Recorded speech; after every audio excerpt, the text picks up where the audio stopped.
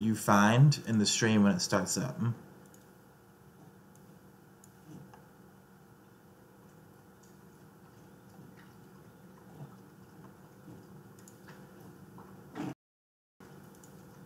And we're starting.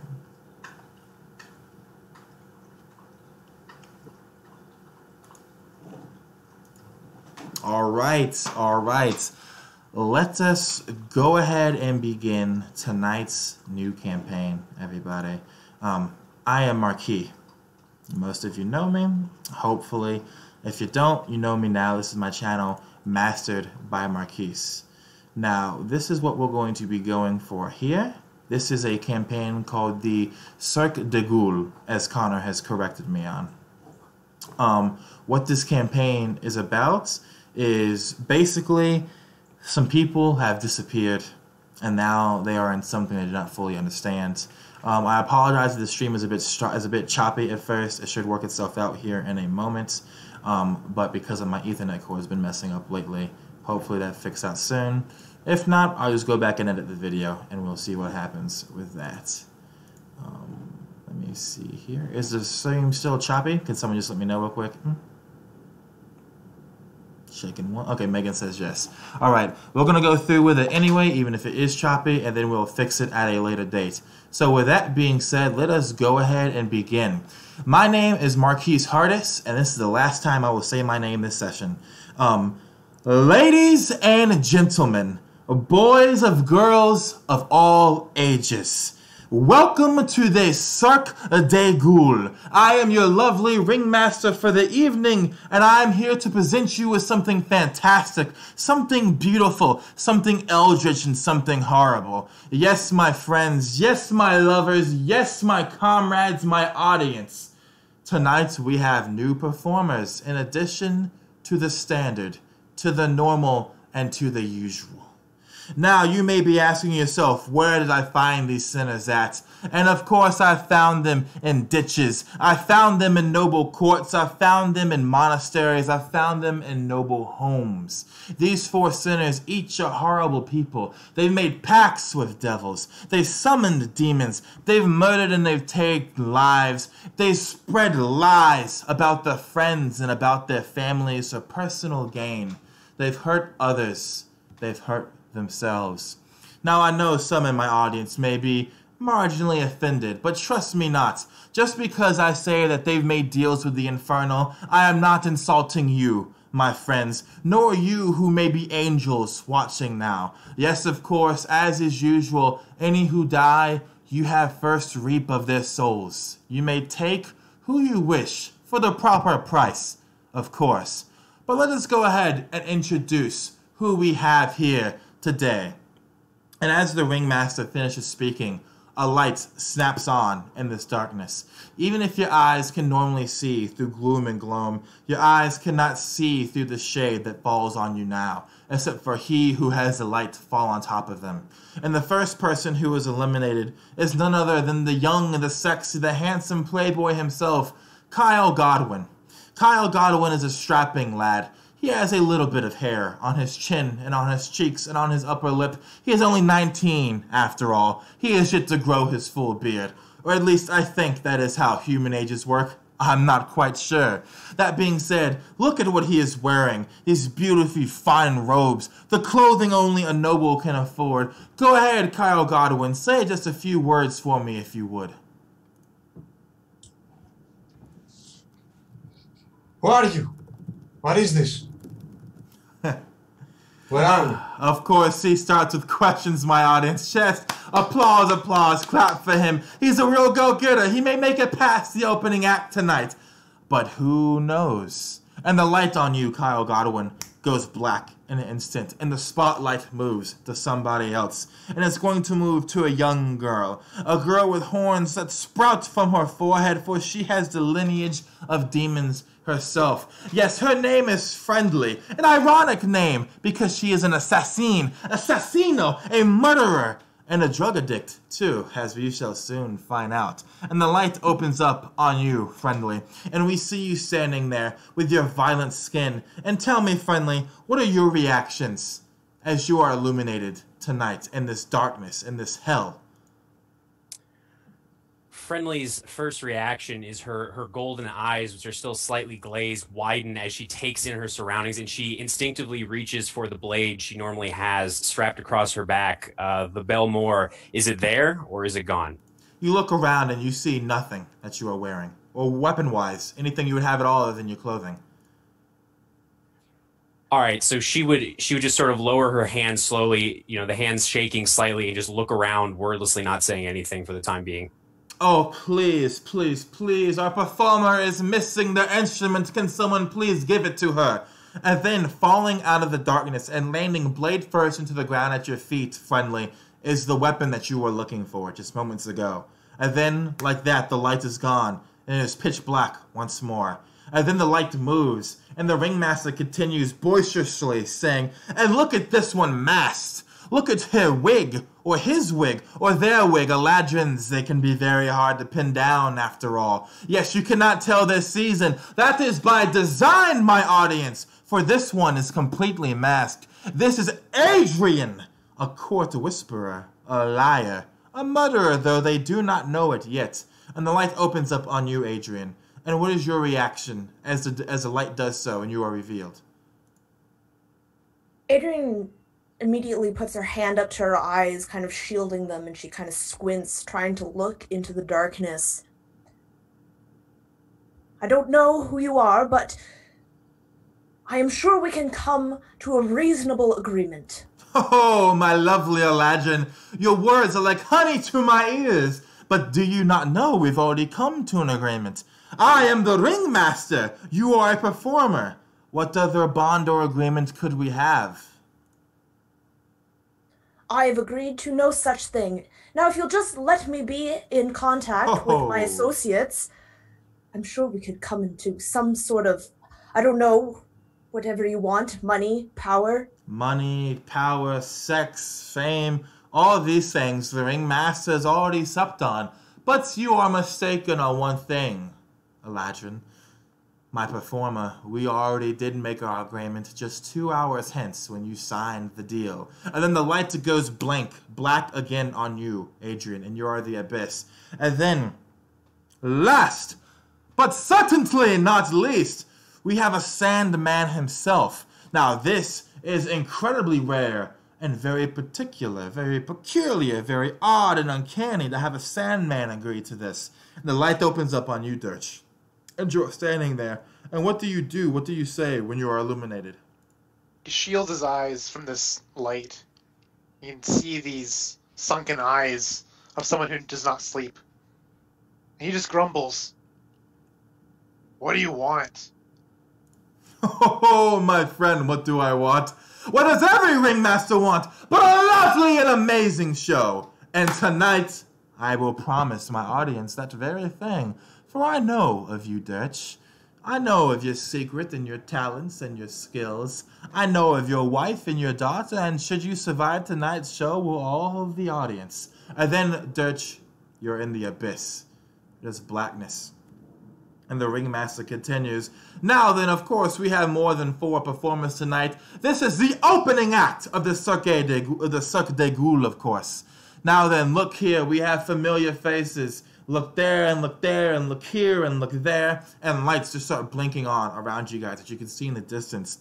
And you see these illuminated people, some very far away from you, some very close to you. And they're looking around confused. Some are very quiet, some are scarred, some are hideous, some are elves, some are drow, some are Eladrin, some are human, dwarves, centaurs, all sorts of things here. And then, the Ringmaster continues, and then, of course, we have the star of the show. The act herself, the beautiful dancer of death, the twister of flesh, the puller of souls.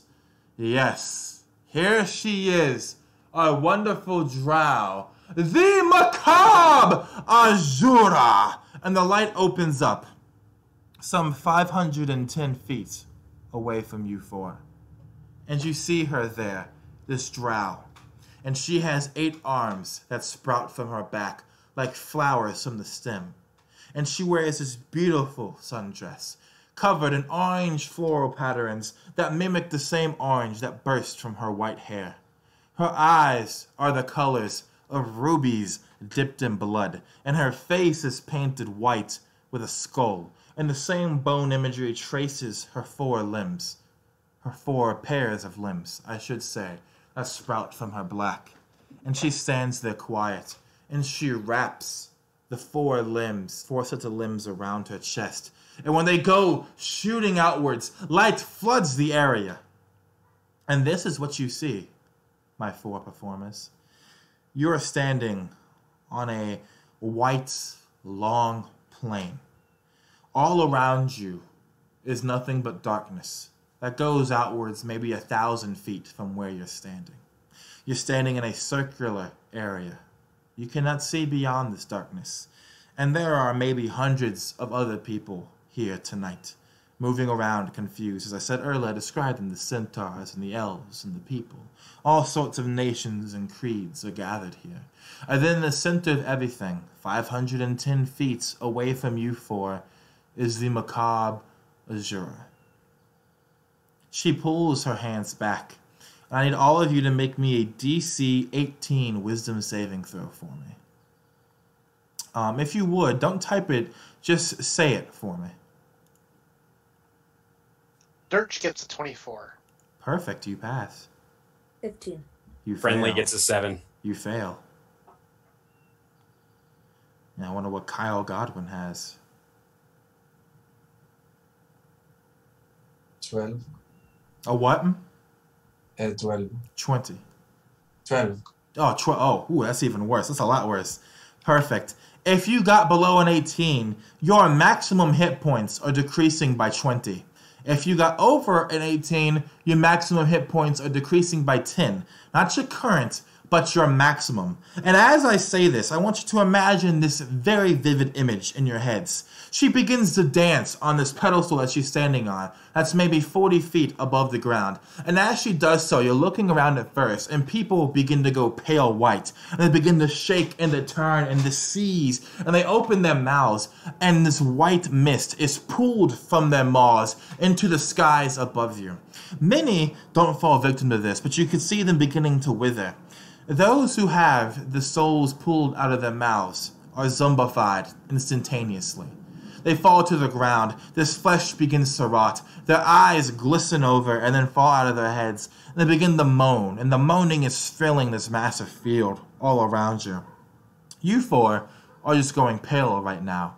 Your souls have not left your flesh, but many people are zombies now, and you see one stand up, and it stands over this teenager, and he looks at her, and he says, Are you okay? Listen, are you? And as he's speaking, the zombified figure reaches out, grabs their head, pulls their head forward, and begins to devour their face. You hear screaming, you hear blood spewing out everywhere, you hear the crunching of bones, and you see those who are zombified are attacking those who are not zombified. Everyone, please roll me initiative, if you would. This I will have you put into the side chat for me.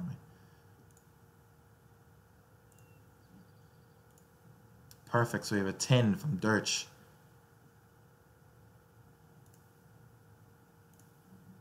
Ooh, nice, friendly.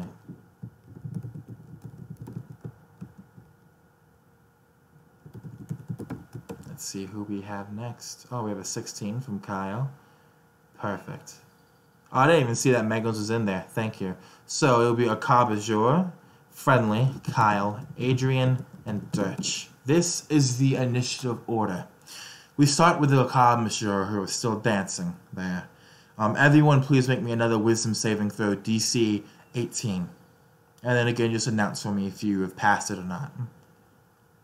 Nope. I got a 22. So yes. 19 for friendly. A wisdom save? Yes, wisdom save. 14. So for the two of you, Kyle and Adrian, who fail, decrease your maximum hit points this time by 10.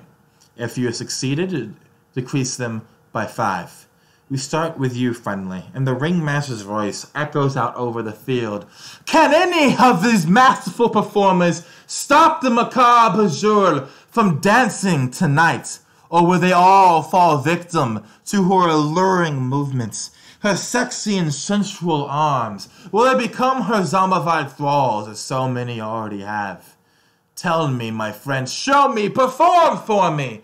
Dance as puppets on strings as you all are. And finally, it is your turn. What do you do? So Friendly looks around. How close is the nearest undead to her where she's at right now? Nearest one's going to be 30 feet away from you. Okay, so she'll pick up this blade from where it was thrown into this this white sand plain a few moments ago, and it is this black iron blade with what appears to be a simple, leather wrapped handle, but attached to the base is what appears to be about 5 feet of just this almost thorny looking copper chain. And she picks it up and looks around at all this chaos, her eyes widening. She mutters to herself, "Was it? Fuck." And then she is going to move forward. She'll move forward 10 feet to get within 20 feet of that zombie, and then she is going to throw the Belmore, the Beautiful Death, at this thing. Let me see if that hits. That is a 26 to hit. The Ringmaster's voice echoes out, and look at this one, Friendly, the tiefling, the dealer of death, the bringer of the touch of the pale lady. Watch as she lays into the zombie with her chain sword, and it does in fact hit.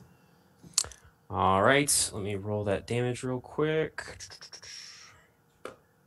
All right, that is 12 plus 7, so that's 19 points of damage. You obliterate the zombie. Pieces of it go flying everywhere. You hear this applause coming from the darkness all around you, right? And then there's a person, there's an older man, an older lady, actually, who is cowering from the zombie, and you've saved her life. And as the zombie dies, it begins to slowly pull itself back together, and then it stops, and it fails, and it lies there, no longer animated. What else do you do with your turn, Friendly? So I think seeing this woman that she's just saved, Friendly narrows her eyes and just decides on a whim, because she has no idea what's going on. She has no memory of these last 24 hours. She's going to dart forward to sort of stand beside this lady, and she gives her this shaky smile, her hand that's not holding the Belmore trembling visibly, and she says, "Hello, this is really fucking weird. Hang on, are there any other zombies within range within 20 feet or so?" Yeah, I can say there's another one within range if you want to take another attack. Yeah, so she will throw the Belmore again. Let's see if that hits. That's cocked actually. Hang on. Ugh, that's not as great. How does a 15 sit with you? It will destroy it. All right. 6, 7, 4, 13. 13 plus 7, so that's 20 points. Perfect. You obliterate another one, and the Ringmaster laughs. Watch her, she destroys another one. That is 2 out of 400 she is destroyed now. Quite the progress you are making, my beautiful tiefling performer. And then we move to the next one. And real quick, so Friendly is going to just gesture with her hand, and the blade, which she just threw, chain and all, snaps back into her hand, and she looks in the direction of the Ringmaster's voice and just says, "This is insane. You should let us go. What the fuck is this?" Oh, what the fuck is this indeed? Language! There are children watching. Though they may be many thousands years old, they are still children nonetheless. Now let us turn your attention, audience, to what the next soul is doing. Kyle Godwin, I wonder how you're faring inside of this apocalyptic moment.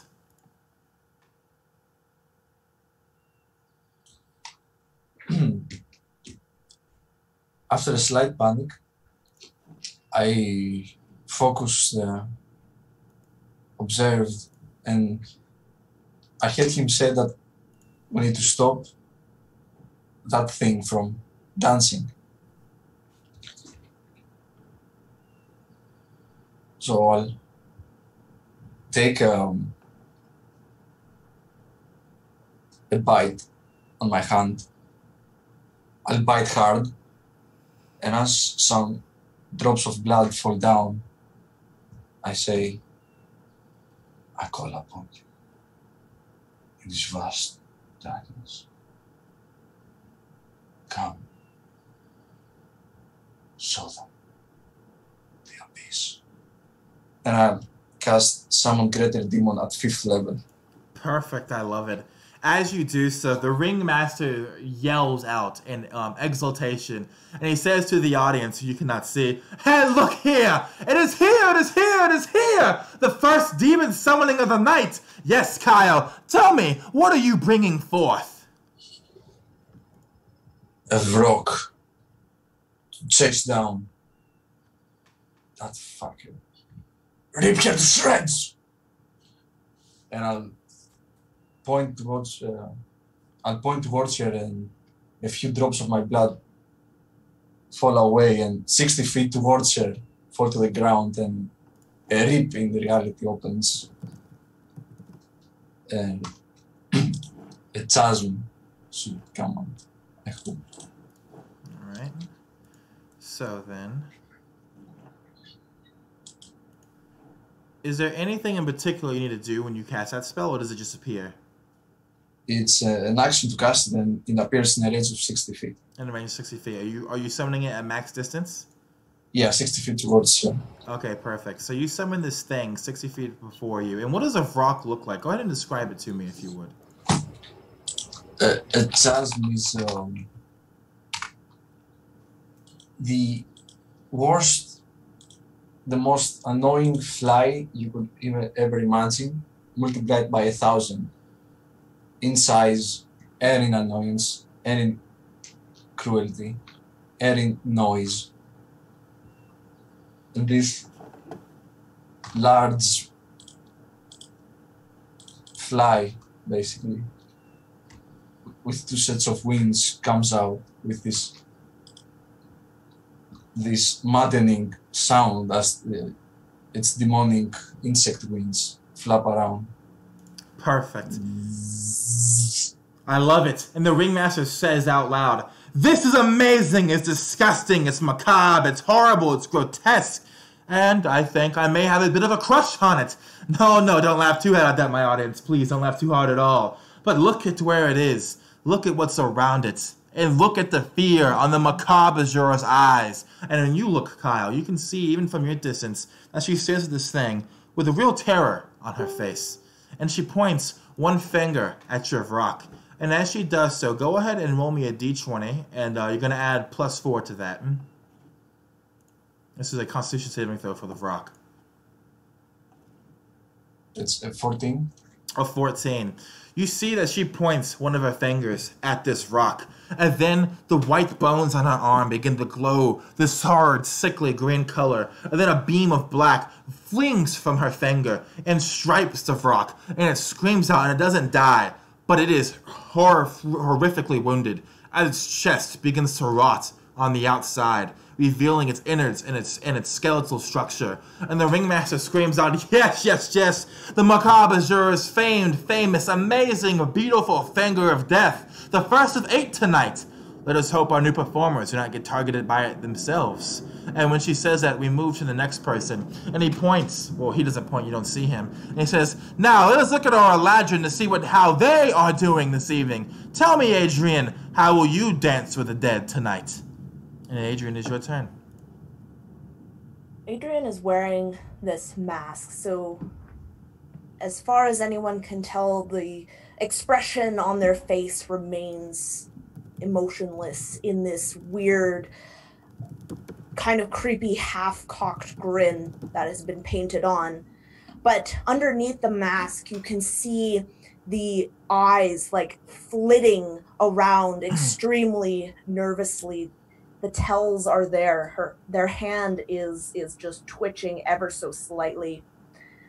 And they turn to the dancing woman and they say, "Stop this madness. This instant. Stop all this dancing. Just stop." And they have to make a wisdom saving throw. Perfect. How is there a range to that? 60 feet. You are 510 feet away, so you need to get quite a bit closer to do so. Yes. That is far. Never mind. Yes. So as the Ringmaster actually yells out, "And look at her trying to weave magic, but she doesn't know the macabre Azura cannot hear her from so far away." Then she is just going to ready a she's just gonna ready an action in case anything comes near her. So are you going to move any closer or no? No. All right. Not that far away, no. So you stay your distance, and the Ringmaster just sighs. Oh, gosh. Look at this. Another one paralyzed by fear. And I had such high hopes for one as arcane and beautiful as yourself. But alas, what are elves but fodder for us, huh? Yes, my audience, I know. Elves. Regardless, let us look and see what the Sandman is doing. And Dirch, it is your turn. Dirch looks around and sees the chaos of zombies eating faces.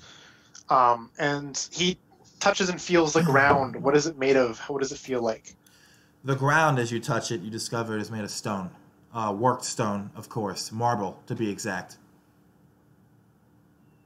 And kind of tracing upwards with his hand as images would appear, this imagery kind of coalesces. You can see it from many different angles. It looks like a person from first-person perspective being covered by scorpions, as if in a living nightmare. And as he does so, he vanishes and is now wild-shaped into a scorpion. Becoming very small in size, hopefully to be hard to spot in this chaos. Look at how clever this one is. It's taken the form of a scorpion. Small, yes, but stealthy even more so. I wonder what it will do now. And do you move at all on your turn, Dirch? I'm just trying to chisel into the marble a little bit, or. Oh, so you're trying to dig down. Got you. Yeah. One moment, as I look up to see the scorpions have a dig speed. And let's see here. So you've taken the form of a scorpion, my friend. You have a speed of 10 feet, so if you're digging, it has no dig speed, so it'd be 5 feet a turn. You can move with that. Awesome. All right. So are you digging straight down? Yeah. Kind of burrowing in a nice scorpion-like fashion. And what is this? The scorpion has gone missing.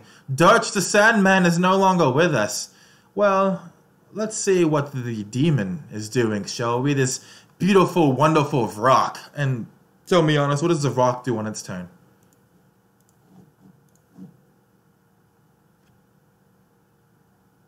It would fly over the chaos out of the reach of anything that would interrupt it and fly 120 feet straight towards its target to rip it to shreds.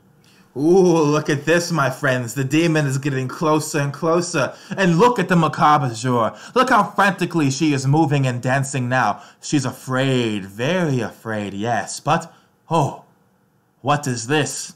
She's pointing not one but two fingers. Can it be? Oh, yes it can. Yes it can. And go ahead and make me 2 Constitution saving throws for the rock, if you would, Giannis. So it's going to be a +4 to each of these.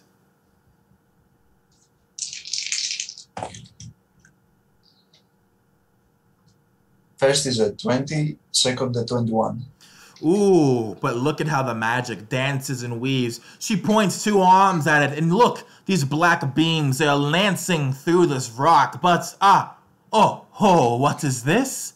Oh, what is this? And you see your rock, Kyle, fall downwards into the spiraling mass of zombies beneath it.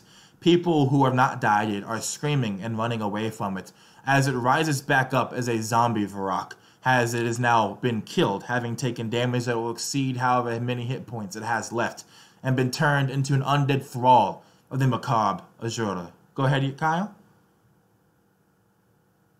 Did you have anything to say, or like something I should know? Okay. The rock stands, and it screams. And its scream sounds like if you took a mixtape of some sorts, like a record of some sorts, and you played it in reverse while also simultaneously cracking it at the same time. It screeches at the ears, and then it reaches out, and it begins destroying and wrecking and killing zombies and poor figures alike. And then the dancer, breathing heavily, does not dance this turn as fully as she could. And now, friendly, it is your turn. What will you do?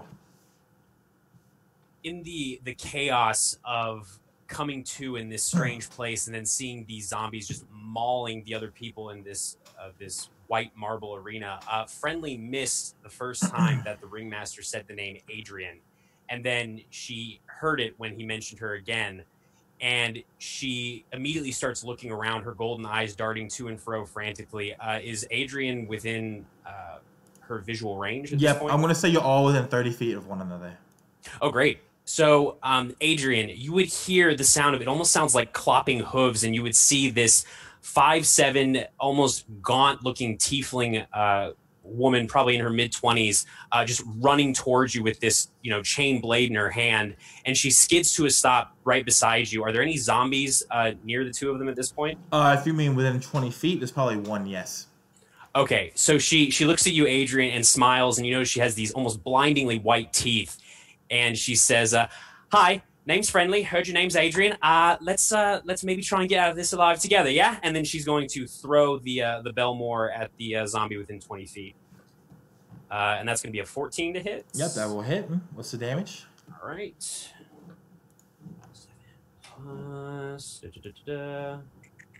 14 total points of damage. You strike the zombie, but it does not fall. It does fall to its arms. You've taken out its legs, yes, but it is still shambling for you, even if it's a bit slower now. So, and then Friendly will gesture as she did previously to get the Belmore back, and she kind of whips it around her head, easily missing you, Adrian. Even though this blade looks somewhat cumbersome with the chain attached to it, she clearly has mastered it, and she whips it around, and she's going to throw it again at the same one. That is a 25, and 15 points of damage on the second strike. Yep. You completely obliterate that zombie, splitting it down the middle. Bits of zombie go here and there as your chainsword snaps back into its original form. And that will be Friendly's turn. Well then, she's now destroyed a third out of the 400-some zombies. Maybe 500 now, maybe 250. Counting was never my strong suit, I'm afraid. That being said, let's look who is next then. Demon Summoner Kyle. It seems your demon hasn't worked out too well for you. What other tricks do you have in store for us this evening? So,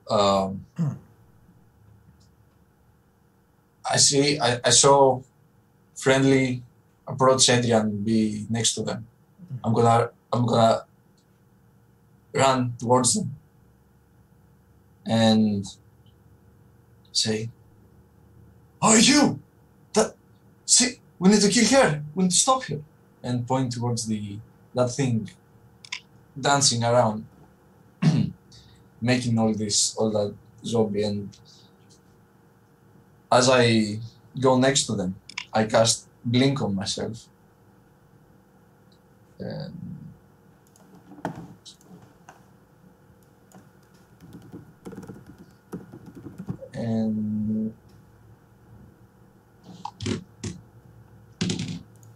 And I vanish. And you vanish. I start blinking to another reality in here. As you blink into what you expect to be the ethereal plane, you are standing in a place that is not the ethereal plane. You're standing in a place of pure blackness, Kyle Godwin. As you see, maybe 20 feet in front of you is a figure wearing this beautiful red blazer. He has this majestic top hat on, if I do say so myself. And as I turn around to face you, I am the Ringmaster, Kyle Godwin, and it is a pleasure to meet you. But hi. I'm going to need you to go back to your performance, if you would. And he snaps his fingers, and as he does so, your spell is dispelled, and you are back exactly where you were. Oh. Shit. That's my turn. And it is now your turn, Adrian. What do you do? Adrian is looking at Friendly, just with this kind of just confused look in their eyes. Yes, all right, that sounds like a good plan, but... I have good plans occasionally. Yes. We need to get at her, though. She's very far away. And like, they just kind of begin just, like, kind of thinking to themselves and just...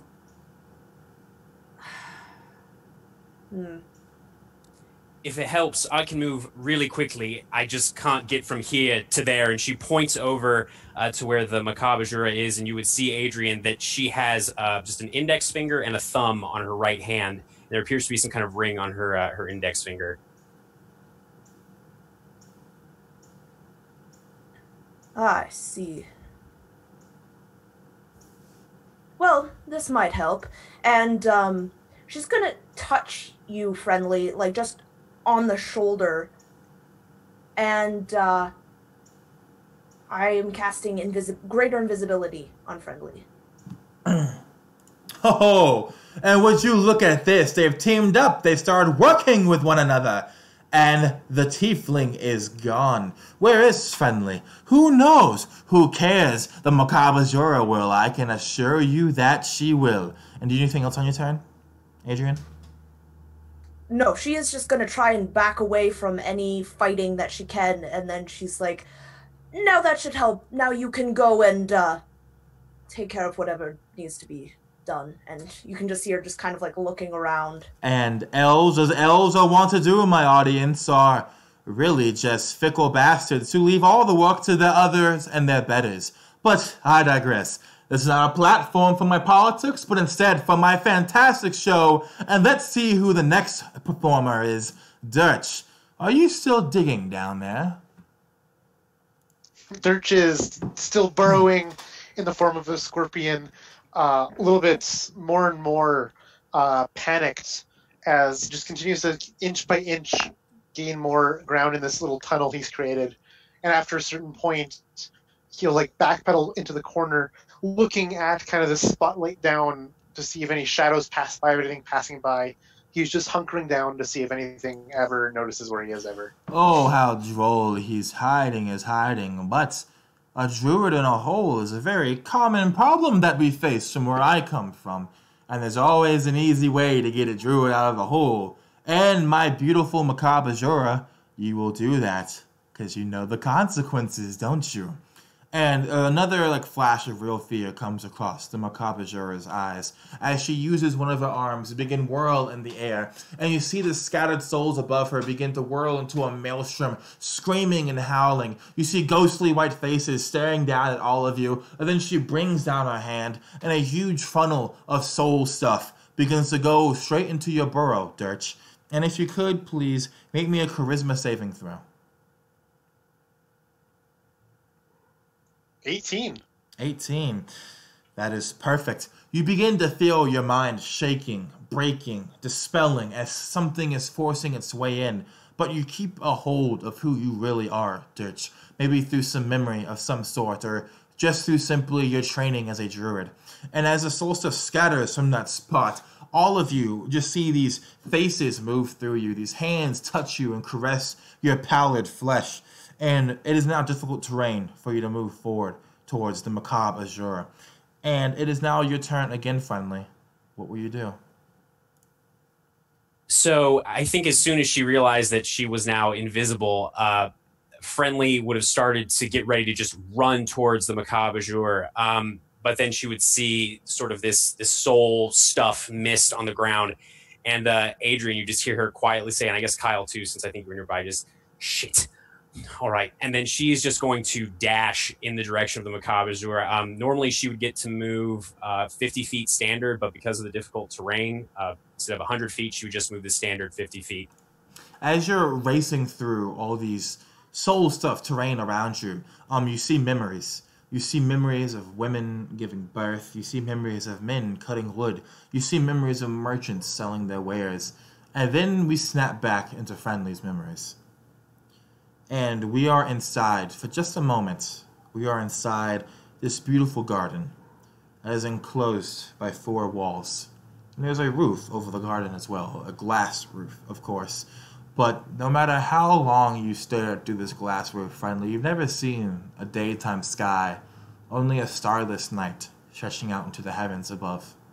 There are flowers all around you. We have purple flowers, and we have bushes, and we have jasmine, and we have, most importantly, poppies, too. many kinds of poppies. There is an old woman who is sitting over a pond, and she is skipping stones, and there's a child behind her, another tiefling child. Megan, you will be playing this tiefling child. This child is young. She has... Actually, what color is this tiefling, Megan? This tiefling is just this violet color. Almost lavender, but a bit darker. Perfect. We will call this tiefling waning, as in the waning of the moon. You see her, friendly. You've been trained for some time now. What do you know of this tiefling waning? This new recruit, this child? Friendly would know if she's been, as an acolyte of the Church of the Starless Night for some time by this point. She would know that she was the first tiefling that Grandmother Nazca, the leader of the church, had accepted into the ranks of her acolytes. So she was a little surprised when she heard that Waning had been offered this opportunity, or rather, that Waning had been offered up for this opportunity, and she feels this twinge of jealousy, but it is buried under so many layers of opiates, of the conditioning she has received, even over this last maybe 5 years since she has arrived, or since she was given to the Church of the Starless Night. But she knows that Waning is intelligent. She knows that she's precocious. The acolytes are slowly growing more and more accustomed to her. But she can't help but feel that frisson of anger and jealousy seeing another tiefling here in the church. I love it. There's an incense in the air. You smell it, and God, does it make you just feel so good, friendly. You too, Waning, though you're not fully accustomed to it yet. You blink, friendly. It's a few years later now. Waning is older. She's growing into her womanhood now. She's taken her first life. You're in the garden, and there's incense in the air. And this beautiful pale hand reaches out from behind you, friendly, and caresses the side of your face. And the pale lady whispers into your ear, "Why do you let her live?"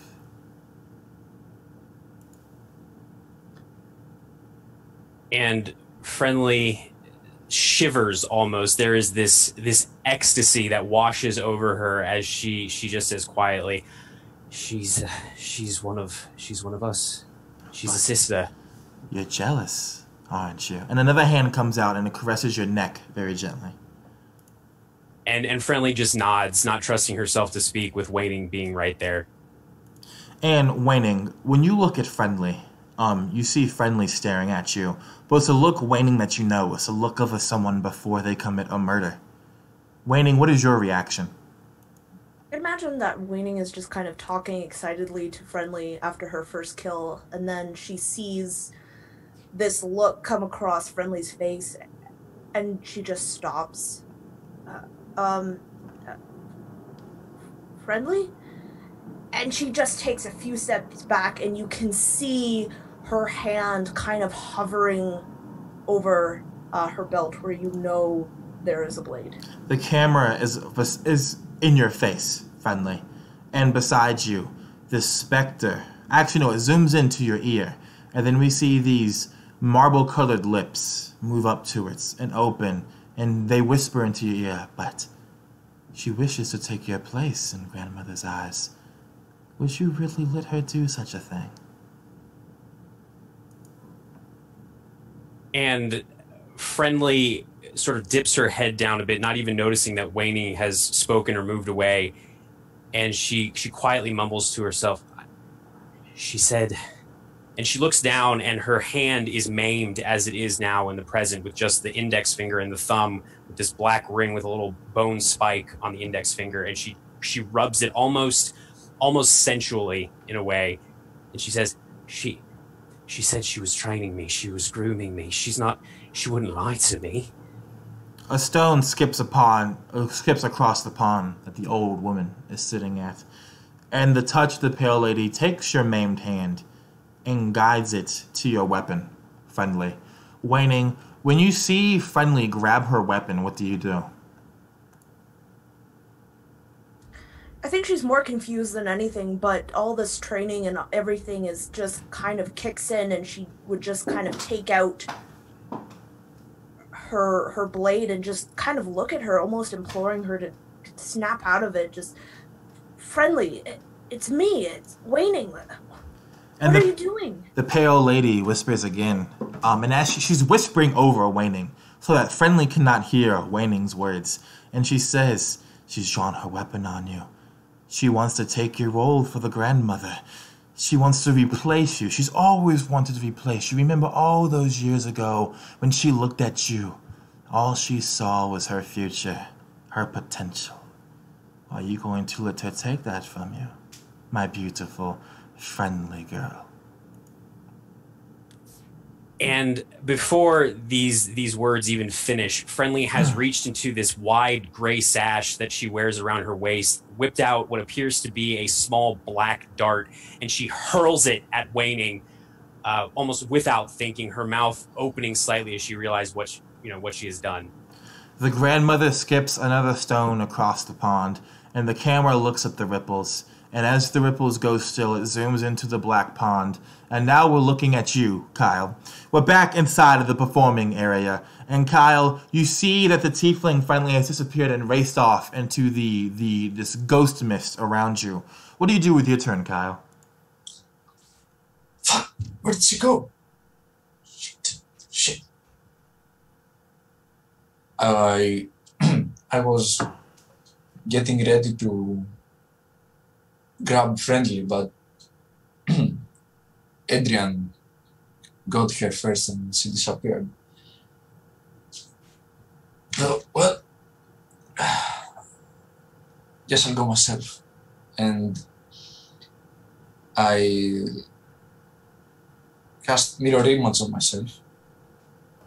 You cast what? Excuse me, I missed that. Mirror image. All right. I cast mirror image and start going towards our target, trying to avoid going next to any threat.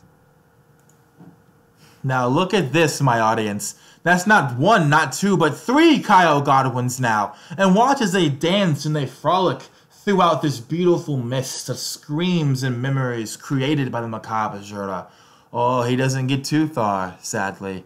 He's not too far at all. And will you do anything else with your turn, Giannis? No. I'll just try to get closer. Perfect. Then Adrian, it is your turn. What will you do?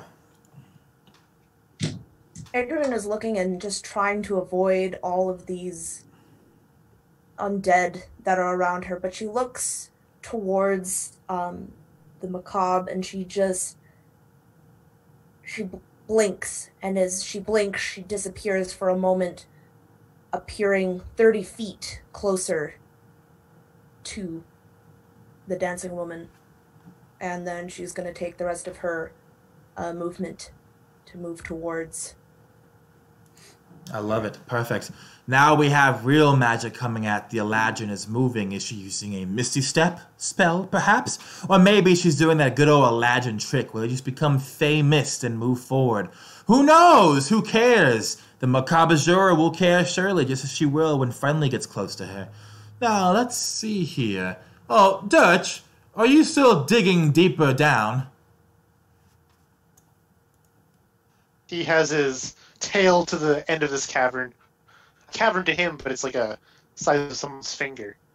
To anyone else, he's hiding, cowering, some might say.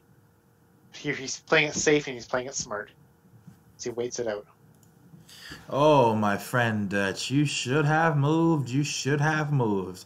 And then exploding from the soul mist above your hole, Dutch, is that zombified rock from earlier. And it grabs the marble ground beside your hole, and its eye looks down, this rotted fly eye, and it sees you below. And then it rears its head back, and its mouth opens up, and it opens up almost impossibly too far, and it begins shoving its head into the ground again and again, this beak coming out, breaking the marble. And so a scorpion has an AC of 11 and 1 hit point. So let's see if this hits, huh? Okay. The first beak is going to just shatter the ground around you, Dirch. And when it does so, you find yourself back in your normal human form, your scorpion form being ripped from you. You're now lying in this crater. And the rock pulls its head down again, and it makes another attack against you. I'm going to say you are prone because you've just now been uncovered, if that's okay. And the second attack, I rolled for that. Let's see for the 2 hits. Ooh, yikes. What is your AC again? It was 13, correct? 13. Spicy, spicy, spicy, because that is just going to barely hit you. Dirch, you're going to take a total of 15 points of damage as its beak basically begins smashing into your body. And imagine you using your hands to kind of knock it away and to kind of like crawl away from whatever this thing is around you. And now it is the macabre Azura's turn. And she moves one of her hands gracefully through the air. And the soul mist lifts from the ground. It's no longer difficult terrain for you guys. And it's spiraling up again. And she's looking at the countless people who are running and screaming. And you see, we're going to say from your vantage point, Adrian, just a slaughter. There's blood everywhere. People are being cannibalized by zombies. People are still running around and falling over dead as they lose what tentative grasp on life they have. And then, oh, look at this, the macabre Azura. She's twisting her hands in just the way I know and love. And yes, she pulls all 8 arms down, and here it is. And these ghostly hands are raining down everywhere. I need everyone to make me a Constitution saving throw, if you would. Except for friendly, actually, because we cannot see you. Ooh, so Dirch will fail. Adrian will pass. How will Kyle do? Will he survive this moment?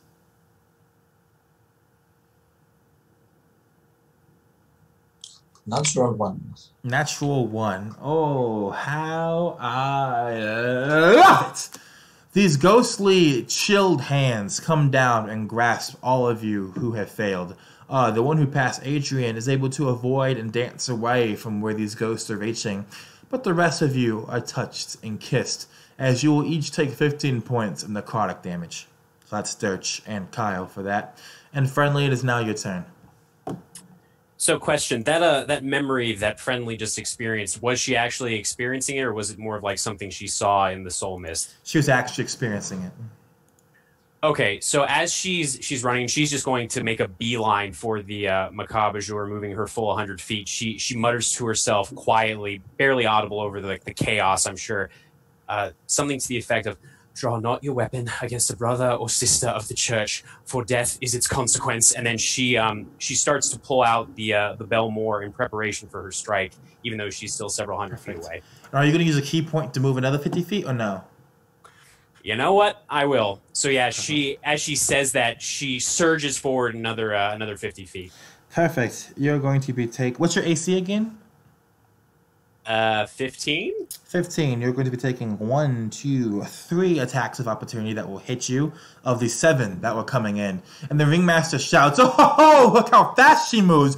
But the zombies are hungry tonight, and they're looking for a bite from Old Friendly." And you're going to take a total of 1, 2, 3 times. So 3 times 7, you take 21 points of damage total as these zombies are tearing into you as you move past them. It is now your turn, Kyle. What will you do? I will fall fresh first and begin dying. Oh, so you are dying. Perfect. And look at this. The demon summoner has finally met his maker. Maybe the sacrifice of virgins was the wrong business to get into. Or maybe the slaughter and sacrifice of innocence was equally not good. What did you roll, Kyle? Natural 1. Natural 1. And look at how tentative his grasp on life is. Look at how his eyes roll into the back of his head. Look at how he froths on the ground, dying, shaking. Is he whispering something? For his mother in hell, perhaps. Oh, I think he is. I think he is. Adrian, will you help this dying boy? Or will you just protect yourself as you are so wont to do? Adrian is going to go up to Kyle, and she is going to kind of crouch down to him and kind of whisper in his ear, I know your father, and I know that he would have me hung and tortured if he knew that I let you die. And with that, she casts Cure Wounds on him for 10. Perfect. Look at this. What does your cure wounds look like, Adrian? I can just imagine that it almost looks like paint strokes over top of Kyle's body as she just kind of like brushes her hand across these kind of almost ethereal wounds that I imagine him having. And I can just imagine that he just takes this sharp intake of breath. Perfect. I love it. And the Ringmaster shouts out, "Oh, he has done it! They've done it! They've done it! The Four Seasons themselves have blessed young Kyle Godwin, and he has another chance at life. Now then, Dutch, if you're out of your hole, what will you be doing this evening with your friend the Vrock?" He's battering back these beak bites with a makeshift shield, and as he's holding up holding back, he's glancing around, and he closes his eyes, and he vanishes and appears 60 feet away from the Vrock as he finds a hidden path between the visible world and the invisible world, the world of dreams.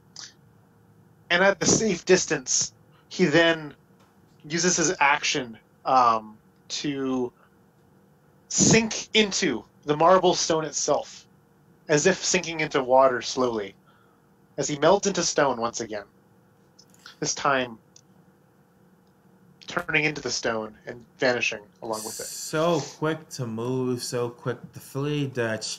But you can't always run from your problems, can you? And as you sink into the ground, Dutch, and the world goes black around you, we once again kick into flashback. Dirch, what did the inside of your druid circle, your sandman circle, I guess, headquarters look like?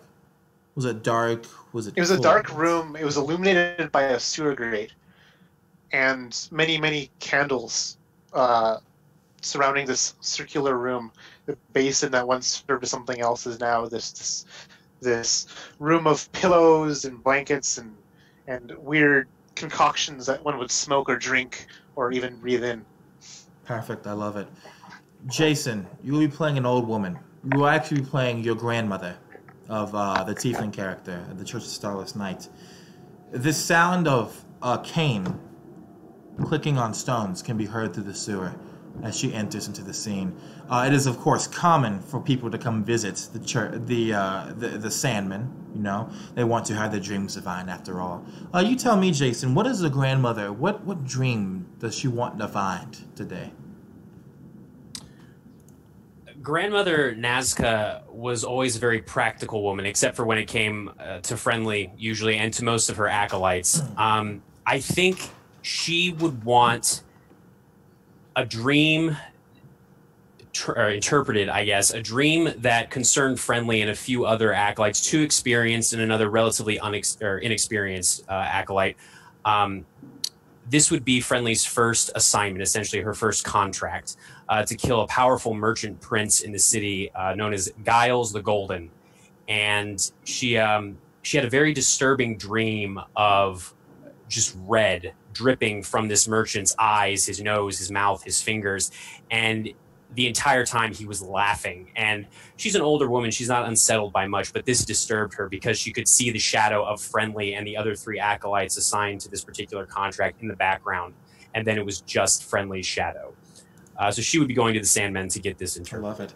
So tell me, Sandman Dutch, what do you do? What do you say when you see the grandmother of the Church of the Starless Knights come into view for your services? He looks around, hoping that there may be someone else within this catacomb here to do the service instead of him, but he realizes he's alone. He calls out to the darkness as the approaching cane clicks. "Hello, welcome. Take a seat." And Grandmother Nazca, you hear this wet smile as her lips pull back from her teeth as she smiles, and she says, "Boy, I've heard more welcoming tones from an adder. But I will take a seat. These old bones creak." And she walks over to a chair and sits down slowly, leaning on her cane and looking at you with these surprisingly sharp, pale blue eyes. And Dirch kind of remains in the shadows of this dimly lit chamber, striding kind of around, pacing the chair that this old woman has seated herself upon. Tell me, what have you come here for? I am assuming even the Sandmen in their sewers beneath this great city know of Giles the Golden Montsimard, the merchant prince who eyes the title of a nobleman. Is this not so? Yes, we know him. Good. A contract has been brought to one of the church's information brokers by one of the courtly folk, an Eladrin by the name of Adrian. Her masters, their masters, and she waves her hand as if she can't be bothered with the semantics of Eladrin gender and their changes. Their masters wish this merchant prince to be taught a lesson, a rather permanent and sharp lesson. And of course, we of the church wish to aid. It is what we do. We provide a service. He rolls his eyes, but she can't see that. And she shifts, clearly unconcerned and just taking her time. I had a dream, Sandman, of Giles the Golden with blood streaming from his eyes, nose, mouth, even from beneath his fingertips. And I saw the shadows of the acolytes I have assigned to this contract, one of whom, and she pauses and licks these withered old lips, who is very dear to me. I saw them one by one fading until only that particular acolyte's shadow remained. Giles was clearly defeated in this dream, but I wish to know more. At what cost? Do you have any children? And she hacks out this awful, just disgusting, wet, phlegmy laugh and says, all my acolytes are my children, Sandman. Surely you know this. But any children you can call your own? No, I have not had the privilege. He kind of gives a bit of a to that. Now, if I may, I need you to close your eyes. Let me enter your dream so I can see it for myself. And she leans forward again, not able to see you in the darkness of the sewer, and she says very slowly and succinctly, for her at least, "Very well, but understand, if you wish to pry deeper, you will find things much darker than what you might find in a sewer like this." And then she closes her eyes and leans back in the chair, almost as if she's taking a nap. Worry not. I can only see what you let me see. Now breathe. And I hold up something, a cloth perhaps, near her face, near her nose. It is fragrant. And if you do breathe, you can feel the world around you spin and fade away and slip away as if you're rocketing into the sky. And the Sandman, Dirch, he enters the dream of this old woman. But they both stand there still in the real world. And Dirch stands as a observer, a fourth participant in a dream he was never part of. He sees the blood pooling out of this Mark's body, out of their eyes and limbs and toenails. And he watches those acolytes. He looks at this mysterious event unfold of one by one they vanish before the dream fades away once again. And before the dream fades away once again, Dirge, something happens, something unusual happens. And that's that you don't leave the dream. The dream continues, actually. And eventually even the acolyte known as Friendly fades away. And the laughing of Giles the Gilded, that was right. Giles the Gilded? Giles the Golden. Giles the Golden echoes behind you, Dirch. And there is blood everywhere, all of a sudden. And then you see a man. A young man. A man with just a bit of a goatee. Maybe 17, 18, 19 years old. And there are two women before him. One is on an altar, the other is not. The one on the altar you recognize is your wife. The one not on the altar is your daughter. And you look up, Dirch, and you see the face of this man, and then the dream fades. And we snap back to where we are now. And just as you sink, Dirch, into beneath the stone, you look over and you see Kyle's face, and you know you've seen the face of Kyle Godwin in a dream before. And now, the Ringmaster continues. And the macabre jour, yes, she is dancing frantically now. Look at how her last hand moves. Look as the zombies march, and the zombies scream, and the zombies attack. Oh, Friendly, will you survive? And she is basically making it so, Friendly, this is what you see before you, as we move to your turn. The zombies are forming like a wall before you. The zombies of the centaur variety, of the ogre, and the troll variety. They're crawling, they're screaming, and the survivors are running away from them. And you will have to somehow get past this wall, or survive it, in order to get to the macabre jour. You still won't reach her with your full 150 points, your full 150 move speed, but you'll be very close, and you will be through the wall. But that's what you see. What do you do?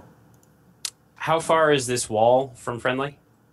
You're literally, it's 10 feet away from you. You're about to run straight into it. Okay, and I'm not entirely sure. Do enemy attacks break invisibility? I'm assuming so. I wasn't 100% sure. Oh, they do not. Oh, they don't? Okay. But your attacks will. Right. Okay. So I think Friendly sort of skids to a stop, her black hooves sort of skidding a little on this white marble ground, and she stops looking at this wall and seeing how far this 8-limbed drow still is from her. And she puts her blade away and she looks at this ring on her finger with this little bone spike sticking up. And let me see, they're 10 feet away. Let me just double check something real quick. These of the centaur variety, of the ogre, and the troll variety. Could I catch most of these things in a 30-foot range attack of something, or a 30-foot range spell? Yeah, you most certainly can, and you'll have advantage because I was just told you will still be invisible. So yeah. Okay, so and I'm not sure invisibility would affect this, but anyway, I need a wisdom saving throw from the zombies within 30 feet. All right, so that's going to be a fail because I have a 4 on the die. Okay, so Friendly, still invisible, raises her hand over the spike on her ring and just slams it down onto the spike, causing this thick, almost maroon-colored blood to ooze from her hand, her left hand. And she smears it across her face. And as she does to these undead creatures, it would seem almost as if this flaming spectral skull is just screaming out from her as she uses the Hour of Reaping ability to terrify these undead. And they are frightened of Friendly until the end of her next turn. And then the next question I have is, would that, I mean, even if it's mostly a flavor thing, would that break the invisibility, do you think? No, I'll say it hasn't broken the invisibility, even though you've wounded yourself. I imagine like it's almost like Lord of the Rings, right? Where you're like in like this spectral weird world, but nothing can still see you. Gotcha. Okay, so yeah, as this terrifying skull with just fire licking its eye sockets, fanged mouth is screaming at these undead, Friendly is going to attempt to, I guess, to move past them if she can. Let me real quick check one more thing. Just want to see if this is, because this is that's an action, so she cannot dash. So she's going to move her 50 feet forward, and then she's going to use one of her key points as a bonus action to use patient defense. So she falls into this stance in case any of these things decide to attack her. So I'll tell you, they already have disadvantage because you're invisible, so you don't need to do patient defense. Okay, so if you want to dash instead, that'd be fine. Okay, sure. Yeah, I'll do that. Okay, so you should step on the wind.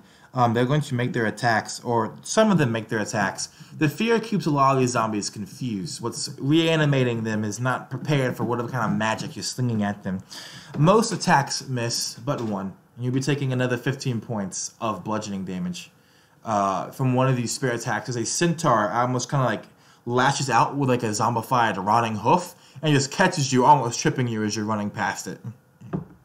That being said, Kyle, it is now your turn.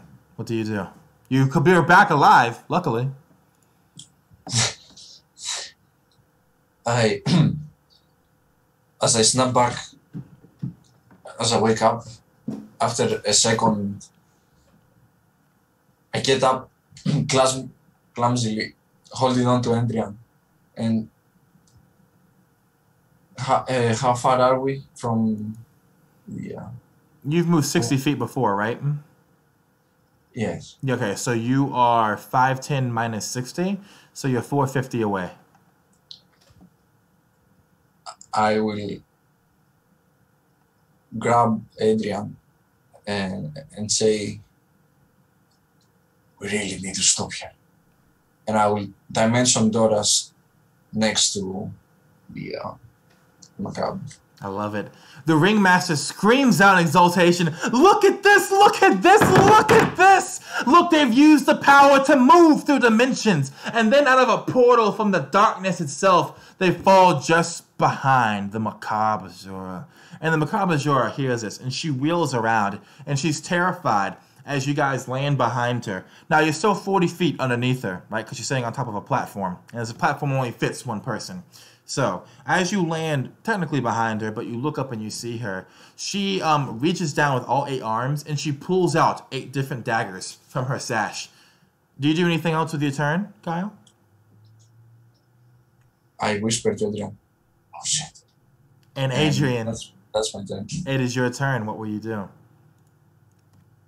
Oh shit, indeed. And she's just looking up.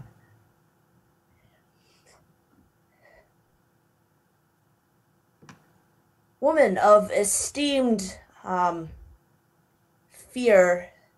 She's kind of looking up at this. I really think that you just need to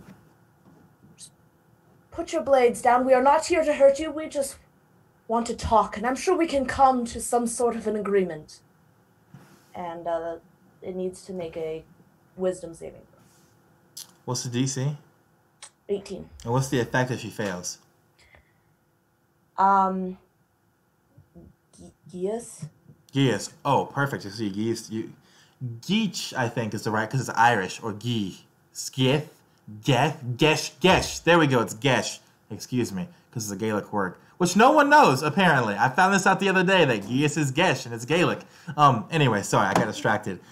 You say this, and you weave your spell, and she's prepared to do some kind of strange magical dance, and she stops.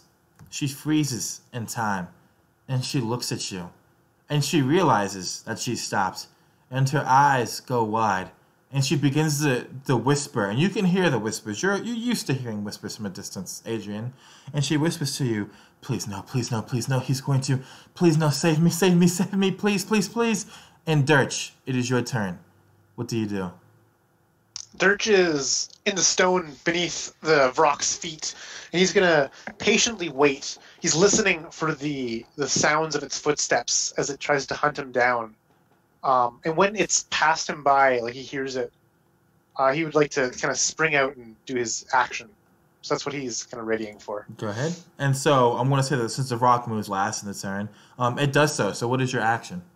So I hear it kind of walk by, and I climb out, and I then in a gesture, revealing just a bunch of hammers just smashing down like gavels in a judge's courtroom, one by one, boom, boom, boom, boom, boom.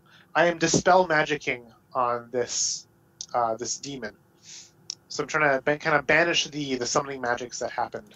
Perfect. So it's I going have to to be make a spell casting check. Yep, it's going to be DC. Yep, DC 15. So go ahead. Alrighty. There we go. It's an easy 17. Easy 17. What does your dispel magic look like? As these illusory gavels appear within my 2 hands, so too does this demon seem to be flattened by a gavel, one after the other, boom, boom, boom, until it's pulverized to nothingness. I love it. Perfect. Well, well, well. Little Dutch has finally done something now, hasn't he? The demon is gone, the rock is gone, and look at this. Our macabre Azura stopped dancing for the first time. Ladies and gentlemen, boys and girls of all ages, this concludes the first act. And as he says this, you all see the zombies stop moving. And they kind of just stand there slack-jawed. And people, the survivors, are looking around covered in blood, also very confused. And the woman the macabre herself is openly weeping for you to stop the spell, Adrian. And do you stop the spell or no? No, Adrian is just... I don't think she can't at this point. She's just looking at the woman just with this fear and confusion. Perfect. And she falls to her knees, she drops her daggers, and she's begging to you, praying to you to stop it. And the Ringmaster says, well then, folks, let us see the exciting conclusion of our opening act, shall we? And it goes black. It goes black except for you, Adrian, and except for the macabre azure. You can see her standing on her pedestal. And then you see something that I will not describe, Adrian. But it is horrific, the way she is killed. The way this thing dismembers her and tears her apart as she begs for mercy, as she pleads to whatever this thing is in the shadows tearing her to pieces. And blood splashes on your mask, Adrian, and it splashes over your nice, fine, noble robes. And please make me a wisdom saving throw, if you would. And I will not tell you the DC for this one.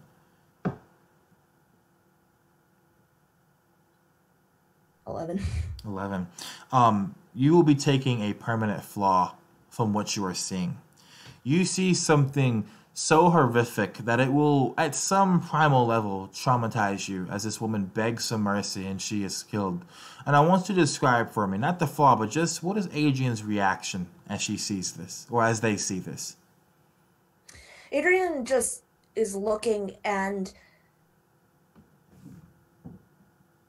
you can just hear this sob escape from under Adrian's mask.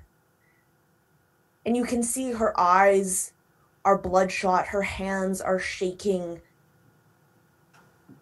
And I think Adrian would kind of collapse for a moment, just fall to their knees. And she's just too aghast, too surprised to even cry. So she just kind of sits there, head slumped, mask, blood splattered on it, and this face still plastered on the mask. Perfect. I love it. And then it all goes black again, and the Ringmaster says, well then, we are new performers have all survived the night, and I cannot wait for them to come and enjoy the second act. And for you to enjoy the second act, my lovely audience. It will be spectacular, I promise. And until next time, I'm your lovely Ringmaster. And his voice goes silent, and it fades away. All you four here... Well, let Kyle put his headphones back on real quick. All you four here now in this darkness is just the crying and sobbing of survivors. And then there's a break of lights as, like, these flaps open up, right? And someone throws in a torch from these flap of lights, and it hits something, and then a bunch of torches spread out on the edges of this massive circuit tent you're in. And these people, different people begin moving in. Leading them is this old man, bald, hunched over with a beard, a white beard. And the gray beard begins to say, all right. Go see the survivors, make sure they're okay. A new batch, didn't expect one again this so early. Let's see what's out over here. And these people begin moving in. These people who are wearing these very strange clothes, tatters, really, begin moving around with these potions and these kits. And they begin moving and administering, there we go, first aid to the people they can find. The zombies are all just lying on the ground dead. What are your four reactions? What do you guys do now as this new group comes in? You're inside this massive circus tent, and these people are seemingly helping the survivors. Dirch looks at Kyle with one of, like, puzzlement. Like you're trying to place a face, but you can't quite do so. He's silent when he does so. He does not draw attention, nor does he exclaim anything. as he just stares at this young boy with a neatly groomed goatee. I think Adrian would march right up to this, the man, the hunched over man.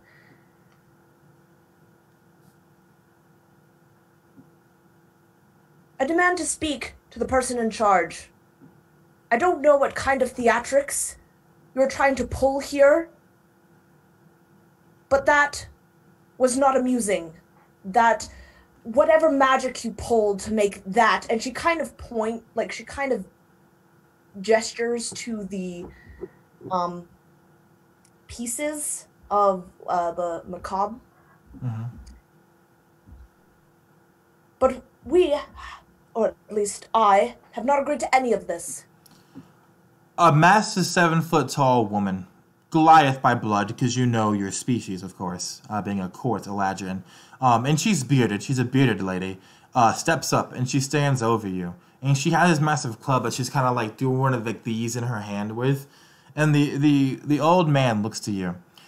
And he has such an expression of pure sadness on his face that you know he is not lying when he says his next words. And he says, "Little one, this was not my doing. I merely make sure those who survive are still okay and still alive. It's the only thing I can still do. I'm trapped here just as you are." And you can see her, their shoulders kind of just relax, just ever so slightly. Who is that then? The voice, the Ringmaster.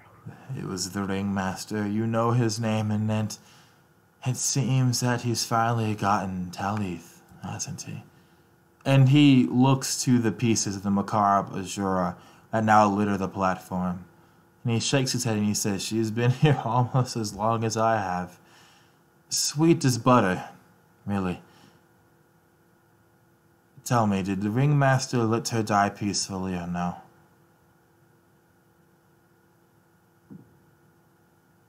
Was it quick, at least?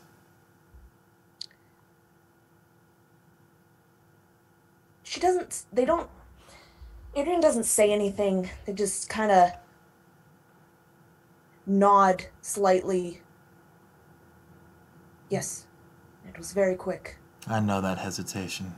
You're lying to me.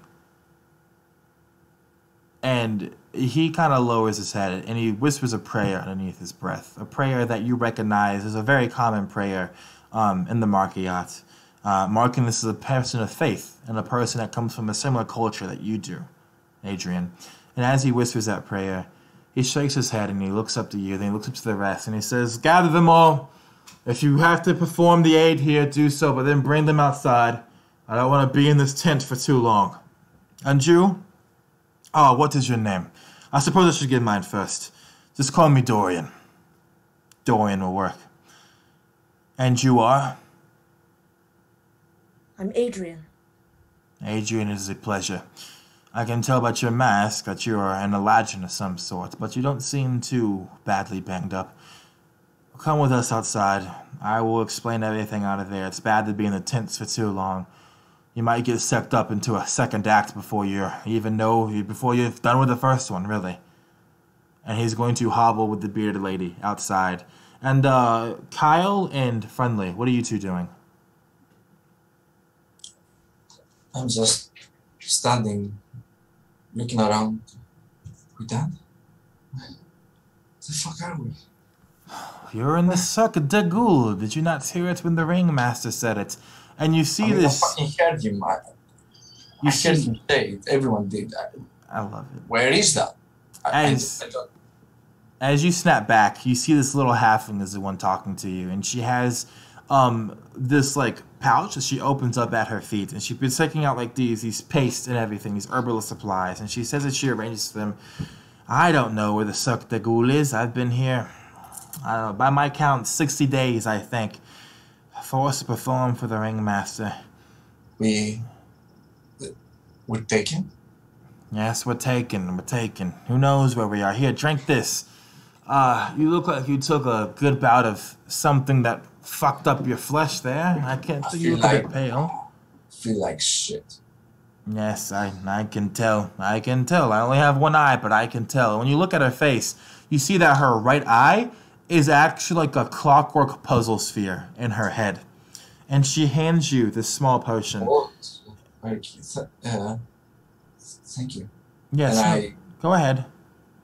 I drink it without looking at the bottle, but still looking at her weird eye.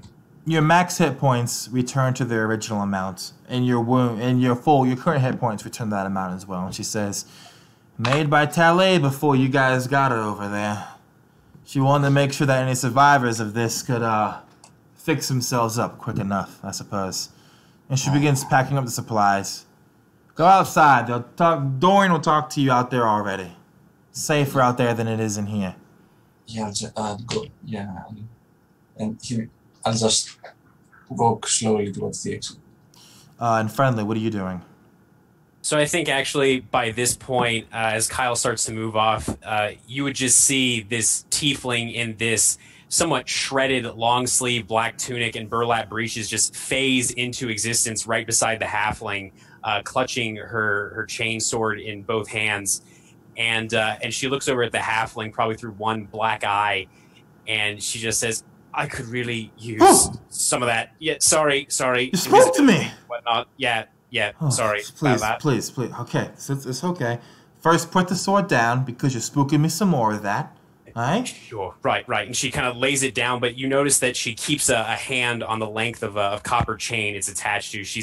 Her hand's almost shaking. She's not willing to let it go, but she puts the blade down. It's okay to be afraid. Well, trust me, I piss myself every time I come into a tent. I'm not afraid. Trust me. And she smiles. She just says, "I just need a smoke." And she reaches into this gray sash that she's wearing around her waist. Are the cigarettes in the sash? Yep. Okay. So for a moment there's this feeling of just absolute panic because she doesn't find them, and then she feels that familiar texture of the rough sort of white paper, and she pulls out just this cigarette, though it looks probably more like a blunt, really, because it's stuffed with these chunks of what looks like mushrooms and shavings of some kind. And she pulls out a sulfur match, lets the chain drop, strikes it on her hoof, and just sticks it in her mouth, and this awful smelling copper smoke just wafts through the air as she looks at the halfling. Sorry, I just you smell like Dorian when he. Anyway, here, take this, and she hands you the same tonic that she handed to Kyle.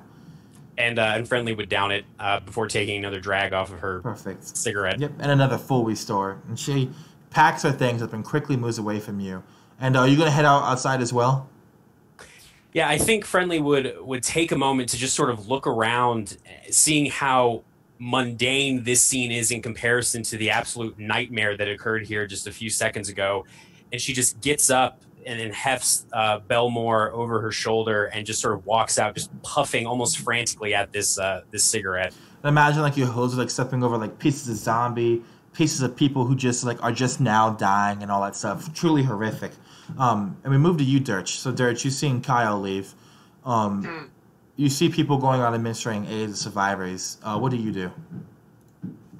Dirch just gets his bearing a bit. He's fiddling with a small trinket in his hands. It's too small and too shadowed to really see what it is. He's using it to kind of calm his nerves. With his other hand, he's sprinkling sand. The sand is going upwards from the ground to his hand, not the other way around, defying gravity. And as he's closing his eyes, he's breathing calmly. He is trying to center himself. He's trying to push away the phantasms of strange dreams. Are you okay? A voice says, and when you open your eyes, or if you open an eye, you see a young elf and a ladrin actually standing before you. In the fall season, autumn, golden and orange, I should say. Relatively young, maybe 100, 110 years old, sitting about 3/4 of your height. They look at you, because you can't tell the gender quite yet, and they whisper again, are you okay? Do you need help? The sand stops to flow upwards. and just falls and plummets. Church lets go of this breath. He still has eyes closed. What? I'm sorry. It's just I wanted to. The Cirque affects people differently, and I wanted to make sure that you were doing all right. I'm fine. Well, you should really move outside with the others, sir. If you stay in here too long, the Ringmaster will just think you're ready for another act. He just gives a nod of not annoyance, a little bit of dismissiveness.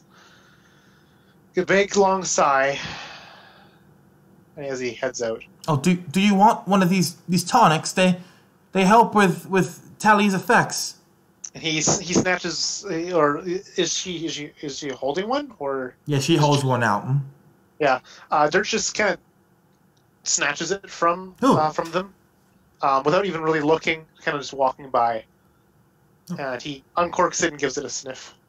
Oh, okay. And then the autumn legend moves on, and you sniff it, and it smells like a certain type of extract you smelled before. You can't quite pinpoint all the ingredients, but you know it's a healing tonic, if nothing else. Yeah, he downs it. Downs it, full restore. And you guys move outside, and we're going to start with you, Adrian. You follow out Dorian and his bearded lady Goliath guard. This is what's outside. I suppose I should start with the sky. The sky is the color of fuchsia, I should say. Beautiful. And it kind of colors everything, that you can see. You look behind you, and this is this massive circus tent behind you. You've seen circuses before, of course, Adrian being of noble stock. You look around, and you see many different tents and many different types. Some are long and thin, some are big and stocky, some are made of wood, some are made of steel, some are black, some aren't. And you see these ramshackle, almost like buildings, these shacks built between them and on top of them and over them, right, with these stairs of wood and everything. You see firework wrappers here and there. You see toys, and you see like food booths and all that stuff. It looks as if the people here, the survivors as you glean, have been building a town on top and around this massive circus that you're inside of now. Dorian sits on top of what it may as well be a barrel, right? And then the bearded lady picks up the barrel and puts it on one shoulder like this, so he has a higher vantage point. And the people who are already here begin herding the survivors in, who are all pretty riotous right now. They're asking questions, they're confused, they're scared. The four of you, Kyle, Friendly, Dirch, and Adrian, find yourselves all beside each other. And Dorian is waiting, he's listening, the crowd's yelling, the crowd's angry, the crowd's confused. And then he lights a match, and he brings it to something underneath his robes. And then something shoots out from underneath his robes and explodes in the sky. A firework.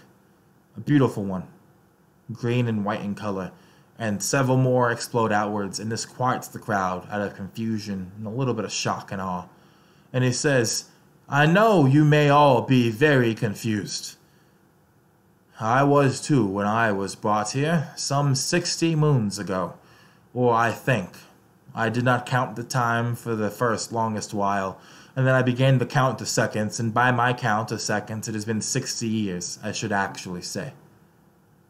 Now, with that being said, my name is Dorian. People tend to look at me because I'm the oldest one here who is still a survivor. This, as you heard that bastard of a ringmaster say, is the Cirque de Goules. I don't know where we are in the world or how we got here. I don't remember anything before I got here for maybe a full day or so. But I've not been able to find a way out.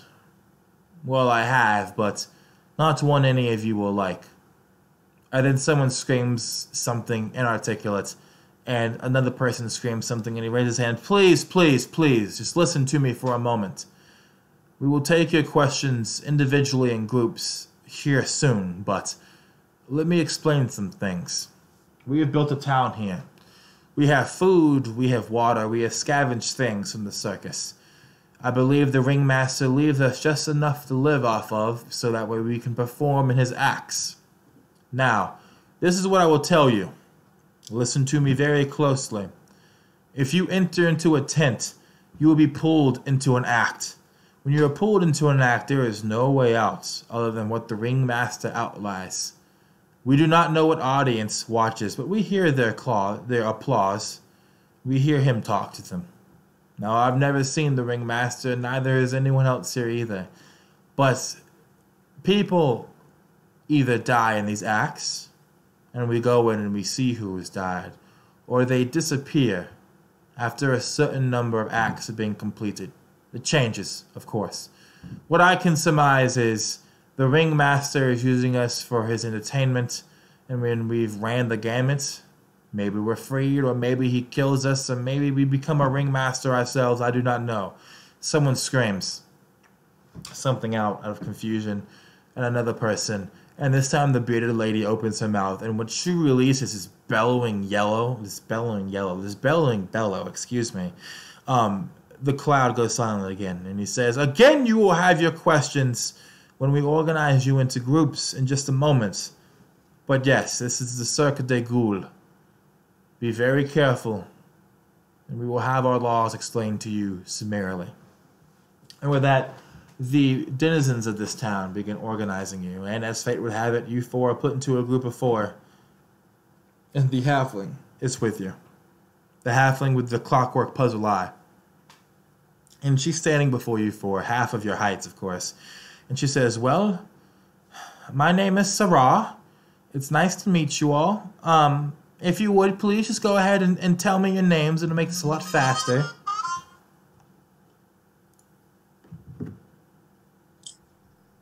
Kyle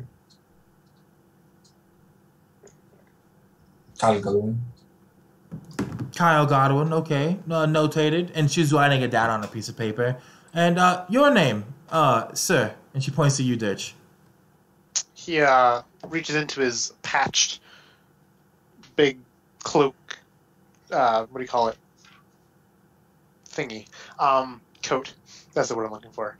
Pulls out a flask, uncorks it, takes a big swig, corks it again. Just, like, drawing out this moment as long as he can, with, like, her attention on him. Dirch. Ditch. And any last names, sir? Oh, okay, then. All right, moving on. And your name, with the mask. We will need to get you some new clothes. Two hills are just covered in blood. My name is Adrian. Adrian, okay. And your name, Miss Tiefling. And you will also need new clothes. You're wearing what's basically a burlap sack. And Friendly takes a moment. She blows these copper-colored smoke rings into the air, but away from the tiefling. She's trying to be considerate. Halfling, excuse me. Yes, trying to be considerate. And then she just says, "Friendly," and she looks over at the others. "Nice to meet all of you." Ah, Friendly. I like it. Oh, yes, you're the one I was talking to earlier. You have the habit of popping out and spooking people. Please be careful with that. No more spooks. We get enough of those from the Cirque. I mean, and she kind of starts to gesture with her smoldering cigarette towards Adrian, but then she thinks better of it and just says, "Sure, I'll try not to scare anybody." Thank you. Now it's nice to meet you all again, and my name is Sarah. And so, Sarah, excuse me. So, all right. Questions. This is always the worst part, because I can answer very few. But, yes, questions. Do you have any? Before I start helping you out get your bearings. How long have you been here, Sarah? Well, I don't know how to count the seconds very well. Dorian tends to do that for all of us. He keeps very meticulous records of it. By the seconds he has counted, I believe it has been 3 months, maybe? And you don't know how you got here like everyone else? Well, I was an apothecary by trade. I was selling some wares and I closed up shop. And then that's all I remember. I've had no luck finding out how I got here, actually. No one does. It's one of the hardest things to get used to. Scares a lot of people, sends them all kinds of stir-crazy. So, no one knows where we are? We are all taken? We don't remember how we got here? We have no idea, I'm afraid. Trust me, someone has tried to find out, but no answer. Even with magic and prayer, no answer. Just keep those questions then. When's the next act? Well, go into a tent, I suppose, but a lot of us don't like to do it. Some people get stir crazy, like I said earlier, and they'll run into a tent to try and just end it all. This was particularly bad. A lot of us, God, it was a whole marshalling. They grabbed poor Excuse me, Tilly. excuse me. What is it? I mean, when is the next act that is gonna pull us in? It's when you choose to go in. You could never do another Fine. act if you wanted to. You could stay here until you died, in theory. Sometimes people get pulled into the acts quite forcibly, but those are quite random, so I can't really answer that one. All right. So just to clarify, and Friendly's cigarette by this point is mostly burned out. I mean, she's just been taking these long drags from it and blowing it away from the group. So there's nothing compelling us to go inside one of these tents and do any of this, but the alternative is we just stay here until we die. So, before I was interrupted, Tele, the drow with the 8 arms that you saw, I'll miss her a lot. When some of the people got particularly mad at being stuck here, what they did is they got about 40 or so of their friends. They marshaled a big old gang, and they forcibly grabbed her and they pulled her into a tent, and they forced an act, hoping that if they succeeded, they would escape. And as you can tell, it did not work, so sometimes riots, I suppose. Riots, mysteries, and a desire to leave. So we can just wait here. I can wait. In theory, you could wait, yes. Or you could be forced. I can wait. I can act. You want to wait until you die, Dirge. That doesn't seem like a very good idea. And Dirge, Friendly looks at you with these golden eyes, and you notice that there is this almost glaze over her eyes. I mean, there's still intelligence there, but clearly this cigarette was a lot more potent, probably about as potent as it smelled, honestly. But she seems lucid enough. We can wait, die, or we can go in a tent and die. Well, surprisingly, we didn't die, so we act, we get out. Potentially. It doesn't sound like there's any kind of guarantee that we'd get out. But I do think, and she nods over to you, Kyle, I do think you're right. I'd rather do something than just sit on my ass and do nothing. I'm begging your pardon. She actually says that to you, Adrian, and she inclines her head a little bit. Well, I'd rather just find out where we are and just get out, but looks like a lot of people tried. There's been a lot of investigation over the years, as Dorian says. Now, maybe you can find a way.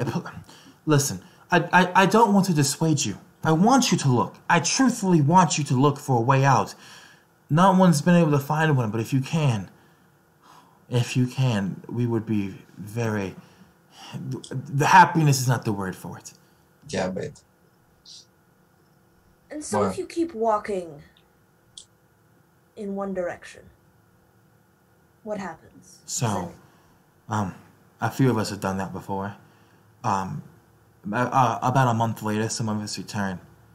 Tents all the way down. Some people never return. They said they won't come back until they found the end.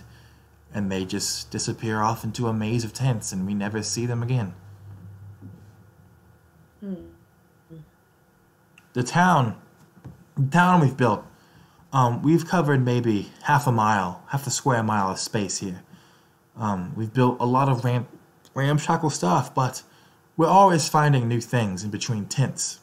All these random things. Or sometimes we'll look in a tent that we know has had an act just finished in it, because we'll hear the screams, usually.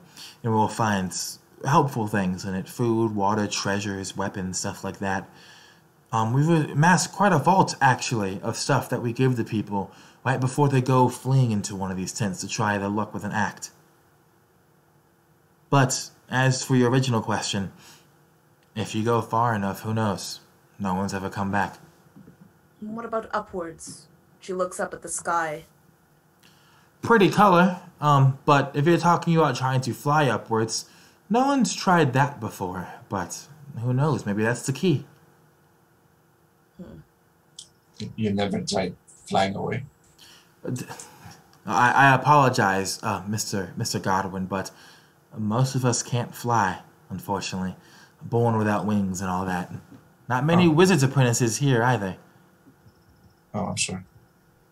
And not to be, a pessimist or anything, and Friendly drops the butt of her cigarette down and stomps on it with her black hoof. I have a sneaking suspicion it won't be that easy. It's worth a try, I guess. I suppose it is, but I'd be afraid. One figure, he was a sandman, actually, had a dream. And he said that we're really just all one giant tent anyway. Of course, he went crazy the next day, and he said that we weren't in a tent at all, but that we're inside the sun. And then he said we're in hell. And then he said we're in the abyss. He said a lot of things, really. He died soon after he went into a tent, and, well, it was not very fun. Yeah, sounds crazy, all right. Mm-hmm. Well, Dirge takes another swig of his flask. They need to go take a nap. Well, we have quarters set up. We organize them in blocks of 4 to 12. We have a fresh block for you guys, if you would like. It's my block, actually. My flatmates are all dead now. Telly was the other one, unfortunately. Tell me, did any of you see how she died? I can't see in the dark, so not really. Adrian would just shake her head. Oh, I didn't have what it took to look at the remains.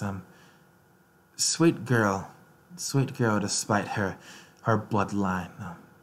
Anyway, I shouldn't get into that. She wipes away a tear. What'd you say? Where are the rooms? Yeah. Excuse me. I'm sorry. Just follow me. And if you all follow her, it's a very complex path. You go upstairs, you go up more stairs, you go down this way. Everything is very creaky, right? Everything's made of... Some of these buildings are made of bits of boat. Other of them are made out of, like, these small shops. You see these signs here and there and whatnot, glowing or painted. Very beautiful or very disgusting. Very elegantly made or very, like, jerry-rigged. There we go.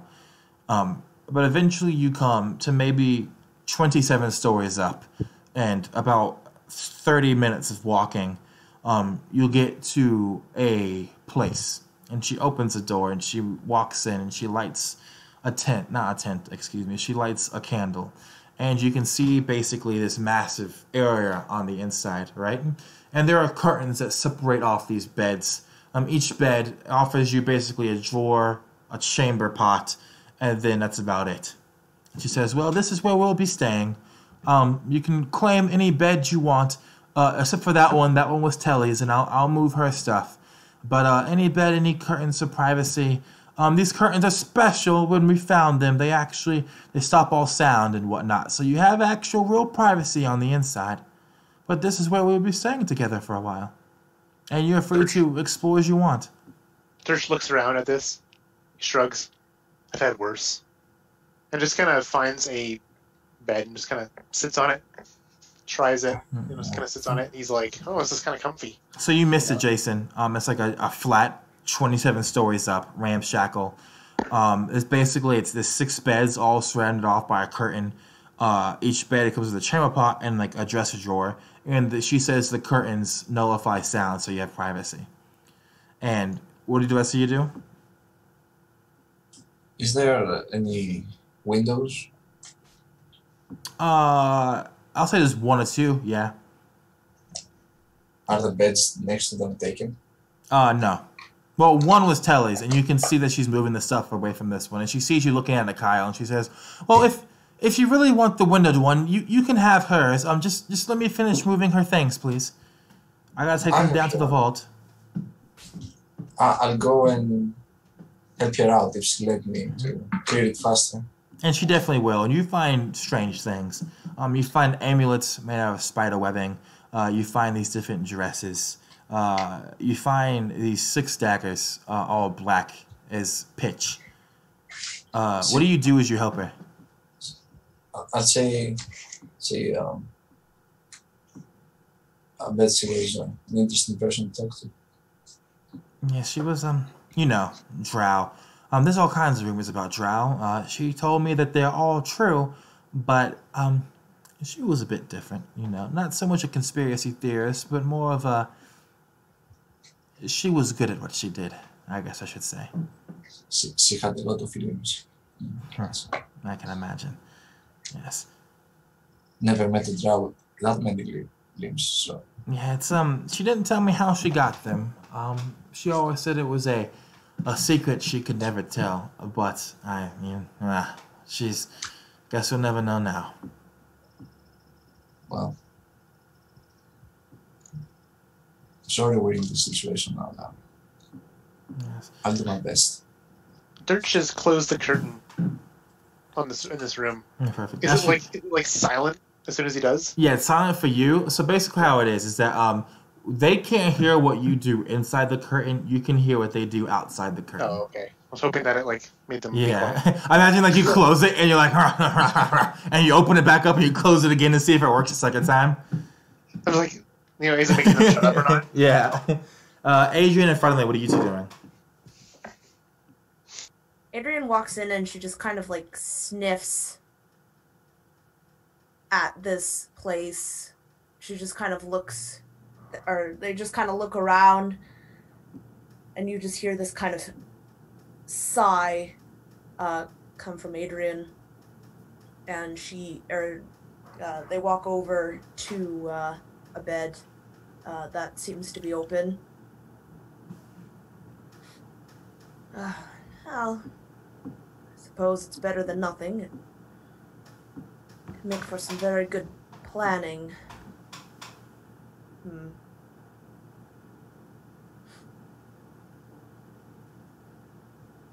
That's all you can really do, friend Adrian. You've got to take your misfortune in stride. And Friendly smiles, this slightly crooked smile, as she takes the bed opposite of the one Adrian has chosen and just sort of sits down.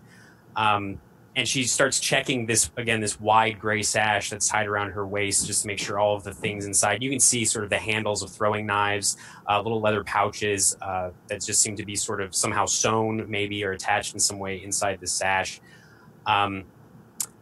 And she glances over at Sarah, and she's going to try and talk to her at some point, maybe as she's on her way out to take Talith's belongings to the vault. While she has Talith's belongings, she looks at you, all of you, and she says, even to you, Dirch, as you close open the curtain, well, I'm going to go check these back the door into the vault now. It might be good if you guys come with me to see the vault, maybe, and see what we have in case you want to go into an act. Will anyone care to come with me? I'll come with you, Sarah. I can use a walk. Yes, it'll be good to see everything there is here. Hold on, I'm coming. And I'll put back my shoes and join them. I think just as like Dirch has just lied down on the bed, just like relaxing his legs, the question pops up, and he just sighs, gets back up, and puts his slippers back on.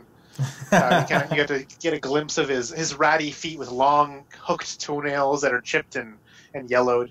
Slips his slippers back on, rubs his eyes, their sunkenness and their blueness in his bags. And he shuffles back out. I love it. Perfect. And I think as Adrian and Friendly are kind of walking out, Adrian will go up to Friendly and thank you for getting that creature away from me. What did you say your name was? And she flashes you that smile again, but then this surprisingly serious look falls across this sort of grayish violet face, and she says, "My name's Friendly, Adrian. I know you, actually, but you don't know me, which is fine." And then she looks at you, and again, even through the glaze over her eyes, there is this piercing intelligence, and she says to you, "If you ever want to talk about what happens with the 8-armed drow, I don't want to push, but," and she shrugs, "when you're ready." Well, that is very kind of you, Friendly, and I apologize if I don't remember you. I meet so many people every day. Oh, we've never actually met each other, but I've heard of you. You're one of the courtly folk. How could I not? And she smiles again. Ah, yes. Okay, alright. Now I don't feel as bad. I aim to please, you know how it is. We're in a shitty situation, let's try and make it, not so shitty. I like your attitude. And thank you. And then they would just stride off. Oh, Adrian. Good job, saving us in there. You did well. We survived. That's what's important, right? Yes. And, Kyle, I'm sure when we get out of here, you'll put in a good word for your father, won't you? Once I see him, I will. Excellent. Definitely. So you guys follow behind Sarah. And as you guys get closer to the ground, screams and shouting can be heard. And her eyes go wide, her big old halfling eyes, and she goes running to the edge of the railing and she says, "Oh no." And as you guys approach, you see standing down on the actual ground level is a ring of people. And in the center of the people of the ring is this middle-aged man. He's hunched over with his hands out like this, and there's flames dancing across his hands. He says, "Stay back! Stay back! Where the fuck am I? I don't understand this at all! Where am I?" And when he screams out, flames lash from his hands. The people step back again, clearly scared. And he says, "Where's my daughter? Where the fuck is my daughter? What did you people do with her?" And what do you four do as you see this? I lift my hand and say that they get it. How far away is this person? Sorry. I'm going to say he's 40 feet away from you and on the ground. Go ahead. I look at Sarah and say, should I take care of it? I don't know what's going on. I don't know what Dorian is or Miss Beard, but he's new. He's clearly new. Oh gosh, oh jeez. And she drops Tally's things and she begins running for the stairs. You don't know what she's going to do. You get a pretty good sense that she doesn't know what she's going to do. So what do you guys do? And this man is still screaming, shooting fire this way and that way to keep people away from him. I'll stay next to the railing, looking over this man, and I'll be ready to act if anything happens. I think that Adrian would actually start approaching the man and just kind of with their hands up in the air. Hey, this is our first day too here. Who the fuck are you? And his hand moves to you, and the fire dances again. It doesn't reach you, of course. But he takes steps back from you, and the people, gasp as you walk forward. You can see that she doesn't, or they don't, Adrian doesn't, they flinch a little bit, but they try to maintain eye contact, and their voice does not get up much above just a casual conversation. My name is Adrian. I'm an Eladrin. I'm here, just like you are. Just like everyone here is. You're covered in blood. You're a monster. Take off that mask. Prove to me what you are. Very well. And Adrian just kind of takes off the mask. And you can see, I don't think many of you would see Eladrins with their masks off or any part of their skin because they keep clothing on that covers all of their skin, so you can't tell what season they are. You can't tell anything about them. But you see this elf-looking, and they have these high cheekbones, and they kind of pull back their hood as well. you see like short cropped hair, blonde, and you see that Adrian's skin is this bright green color. And you can see that Adrian is in his male form right now. And he keeps looking, as he takes this off, he keeps looking at the man, you see? I don't know what the fuck kind of game this is, alright? But I'm gonna tell you this. Adrian, that was the name? I'm gonna tell you this. You have 5 seconds to tell me how to get the fuck out of here. I'm gonna blow this whole motherfucking thing to Kingdom Come. Now, what was your name? Please. Rin. My name's Rin. Rin, yes. We don't know how to get out of here, and you blowing up this place would not help with much. Bullshit! Someone has to know something, and someone's gonna fucking tell me! And when he does that, fire explodes from him then. And I will counterspell. You do what? Counterspell? I counterspell.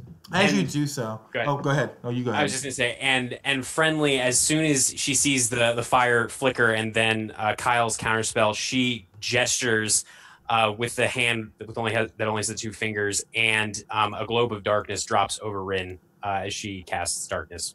15-foot sphere of darkness. The people move back rapidly, and Rin is screaming out in terror, confusion, and raw rage as his flames are gone and this darkness is around him. And then you hear the rage building up. And Adrian, you're in the range of this darkness. You're also in the darkness, and you can feel this heat building up in front of you. You know that something big is coming. Listen to me, please. Your anger it's not in the right place. It should be at the Ringmaster. I don't know if you were there in the tent with all those horrible things that happened, but we are all just as confused and as scared as you are. Do you think that if we were all trying to destroy you, that we wouldn't have? We are trying to talk to you. We are trying to get you to see. We need another mind. We need more help against the Ringmaster, please. Make me a persuasion check for me.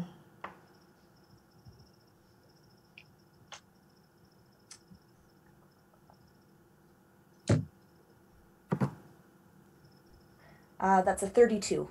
What the fuck? The heat begins to simmer, to fall away. And you stop hearing the sounds of raging and screaming.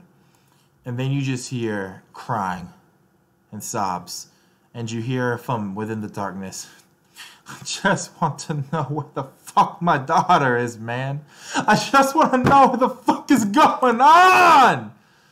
And you'd see, Adrian would try and follow the voice and kind of with their hand outstretched until they would feel, Rin? Yeah, and you find Rin, and he leans into your chest. You can feel he's on his knees, so he's actually more in your stomach, and he's just sobbing as you hold him there very much. Yeah, Adrian would drop to his knees as well and just kind of just hold Rin, just saying, we'll figure this out. We will. But you will find your daughter. But we need your help. We need you to stay calm. The time will come when you need to use those flames again, but it won't be at us, and it is not now. As you speak to him, the ground, the bridge, the overhang creaks behind you, Friendly. And Dorian hobbles up, Miss Beard, as you heard her now, beside him. And he says, could you drop that for me, please? And Friendly kind of gives a little start as she looks over her shoulder and sees these two. And she was actually in the process of making the gesture to drop the darkness bubble. Yeah. How did you get back there? I've been here a long time. I No, I know a few things, little girl. Right. Right. Don't be so confused, scared, or suspicious. More suspicious than anything else, but sure, that's fine. Fair. And he looks down on the scene, and he nods, and he says, "Shh, that legend has quite a way with words. I haven't seen someone that angry disarmed so easily in a long time." It is impressive. Adrian definitely has a way with words. You're right. And Dorian would probably see the two fingers on Friendly's right hand sort of twitch a little bit as she looks down at this scene between Adrian and Rin. And Dirch, what have you been doing this whole time? He's been kind of looking at it, the scene, but also been kind of scanning the whole horizon, just kind of everything, just taking it all in. Every now and then when an outburst happens, he looks down at what's going on, but it's hard to see with this giant sphere of darkness. It's punctuated here and then by another swig of his flask. He's stretching out his toes. He sees that there's a big hole in one of his shoes. Other than that, he's not really doing much. Dorian looks at you, Dirch, and he says, "You're a sandman. I can smell it on you. There's another one of you here, and I'm hoping that you're a bit more helpful than he is. We all have dreams of the Cirque, and I'm hoping you can help us decipher them." He refuses to do so. That the crazy one? I heard about him. Crazy one? Oh, you must be thinking of, what was his name now? What was his name? Ah, yes, Blinn. Blinn has been dead for a very long time. Oh, my apologies. Don't worry, he was a danger, but no. I'm talking about another one. And he opens his mouth and he mentions a name that you know very well, Dirch. It's a name of a sandman who's in the same circle of druids you are in. And as he says that, we move the camera back down to you, Adrian, who's holding Rin. And Sodar standing there, and she's watching, and she's looking directly at you, Adrian. And the camera zooms in on her face, and you're reflected in the lens of her puzzle cube eye, her puzzle sphere eye, I should say. And that's where we will end tonight's session. So, this has been the first session of the Cirque de Goules. I hope everyone watching or who will watch this has enjoyed it so far. I hope my players have enjoyed it as well. It has been a very fun time. Lots of ups and turns and a lot of emotion I was not expecting at the end of this, but still fun nonetheless. That's the end of this stream. Catch us again next Saturday, 8 p.m. Eastern Time for Session 2. This will be a weekly campaign, and I cannot wait to see where it goes. So peace out, everybody, and have a good night.